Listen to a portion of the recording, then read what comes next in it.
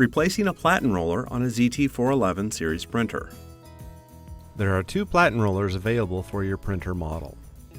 The white Platen roller is the standard, and the dark brown Platen roller is for printers with the linerless option installed.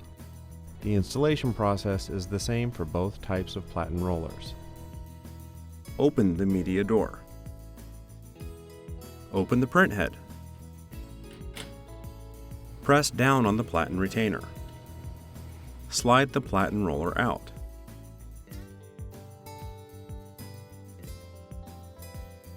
With the grooves up, set the new Platen roller into the Platen housing.